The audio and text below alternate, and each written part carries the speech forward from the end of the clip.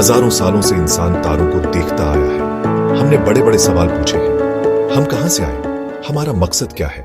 क्या कोई बड़ा प्लान है? एक सवाल सदियों से गूंज रहा है। एक सवाल जिसने धर्मगुरुओं और वैज्ञानिकों दोनों को मोहित किया है। क्या हम भगवान के होने का सबूत दे सकते हैं? यह सवाल सिर्फ आस्था का नहीं है, यह ज्ञान की प्रकृति का भी है। क्या विज्ञान के उपकरण जो भौतिक दुनिया को समझने के लिए बनाए गए हैं, आध्यात्मिक दुनिया के राज खोल सकते हैं? या भगवान हमेशा समीकरणों और प्रयोगों से परे रहेंगे? भगवान को समझने की या उनके न होने की खोज ने हमारी संस्कृति और सोच को आकार दिया है। प्राचीन कहानियों से लेकर आधुनिक ब्रह्मांड विज्ञान तक मानवता एक उच्च शक्ति के गहरे प्रभावों से जूझती रही है। जैसे कि हम वैज्ञानिक प्रगति और स्थायी विश्वास के दौराहे पर खड़े हैं, यह प्रश्न पहले से कहीं अधिक प्रासंगिक है। आइए उन तर्कों, सबूतों और रहस्यों का पता लगाएं जो इस सदियों पुरानी बहस के केंद्र में है।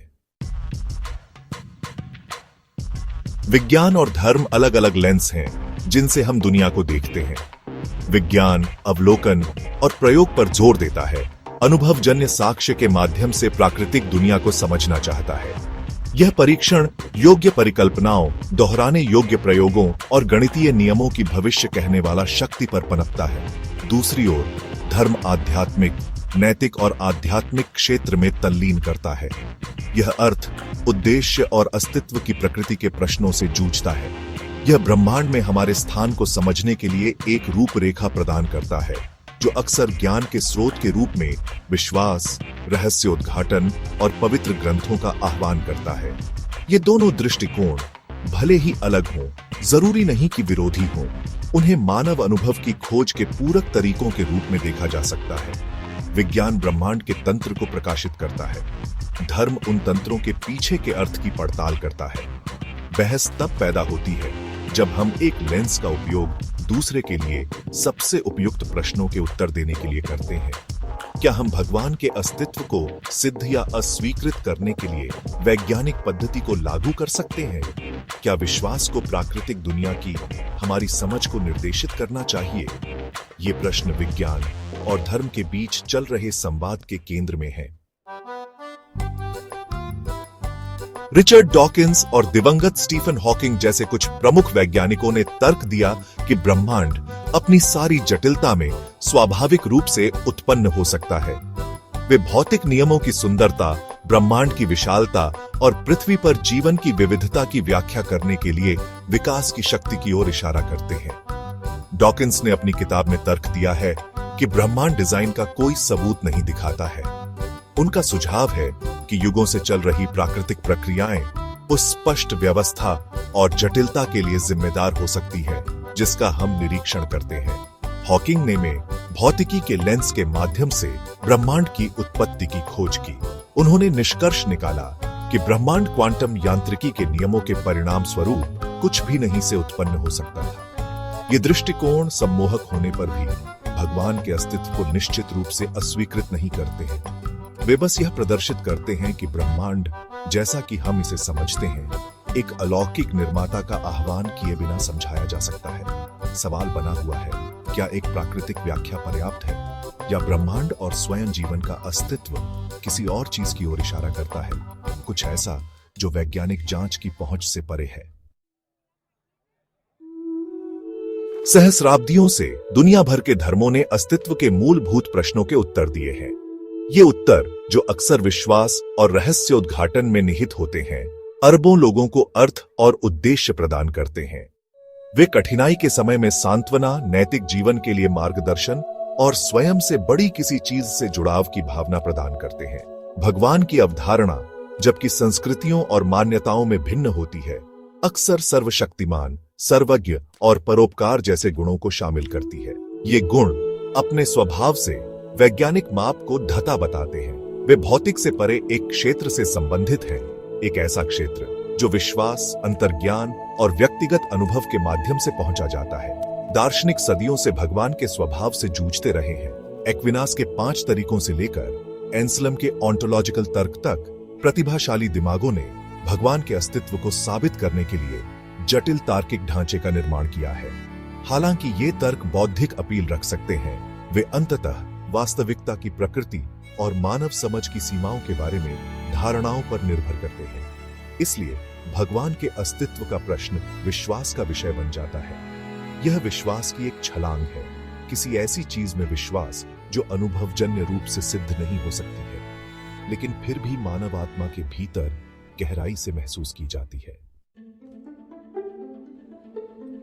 जबकि कुछ लोग विज्ञान और आस्था को स्वाभाविक रूप से विरोधी मानते हैं, अन्य लोग इन दो दृष्टिकोणों में सामंजस्य बिठाने की कोशिश करते हैं। उनका तर्क है कि विज्ञान ईश्वर की रचना की हमारी समझ को समृद्ध कर सकता है, जबकि आस्था वैज्ञानिक प्रगति के लिए एक नैतिक ढांचा प्रदान कर सकती है। मानव जीनोम परियोजना का नेतृत्व करने वाले एक प्रसिद्ध आनुवंशिकीविद फ्रांसिस कोलिंस विज्ञान और आस्था की अनुकूलता के प्रबल समर्थक हैं। अपनी पुस्तक में कोलिंस का तर्क है कि आधुनिक विज्ञान की खोजें एक दिव्य निर्माता से दूर होने के बजाय उसकी ओर इशारा करती है। वह डीएनए की सुंदरता, भौतिक स्थिरांक की सूक्ष्म समायोजन और ब्रह्मांड की विस्मयकारी विशालता को ईश्वर की करतूत के प्रमाण के रूप में देखता है।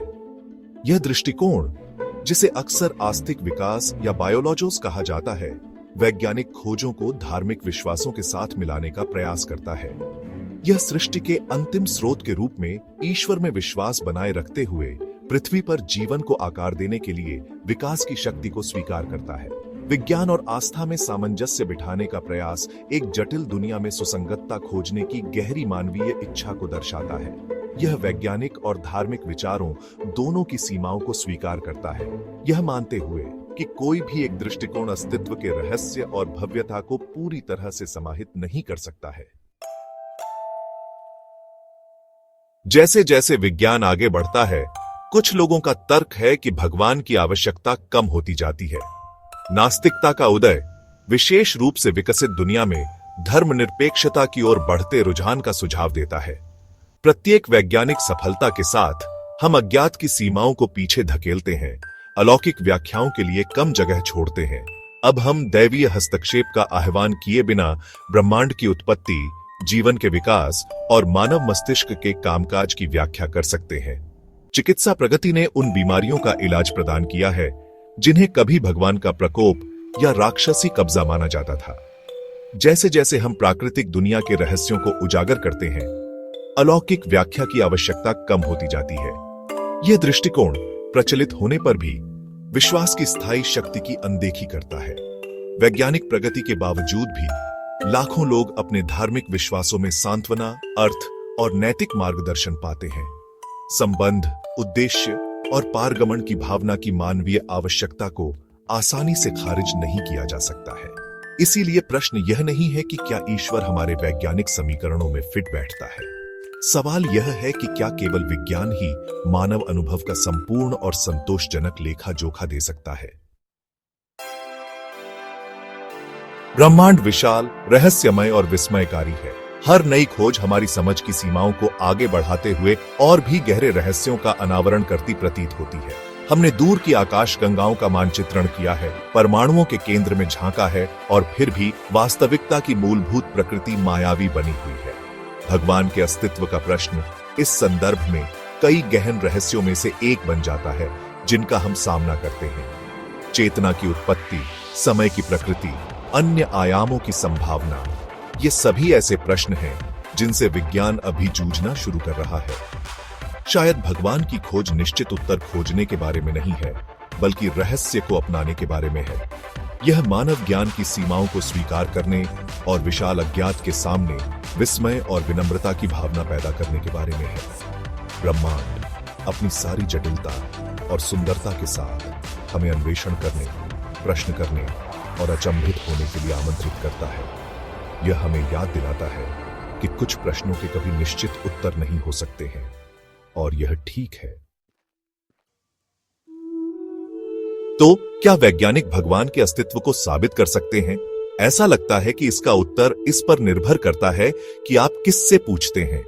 विज्ञान प्राकृतिक दुनिया के कामकाज के लिए सम्मोहक स्पष्टीकरण प्रदान करता है, जबकि धर्म इसके भीतर हमारे स्थान को समझने के लिए एक रूपरेखा प्रदान करता है। दोनों दृष्टिकोण मानव अनुभव में बहुमूल्य अंतर्दृष्टि प्रदान करते हैं। अंततः ईश्वर के अस्तित्व का प्रश्न एक गहरा व्यक्तिगत प्रश्न है। यह एक ऐसा प्रश्न है जिससे प्रत्येक व्यक्ति को अपने स्वयं के अनुभवों, विश्वासों और दुनिया की समझ के आधार पर जूझना चाहिए। आप क्या सोचते हैं? क्या विज्ञान और धर्म साथ साथ रह सकते हैं? क्या ब्रह्मांड की विशालता एक दिव्य निर्माता की ओर इशारा करती है या उससे दूर? उत्तर ब्रह्मांड की तरह आपके अन्वेषण के लिए है।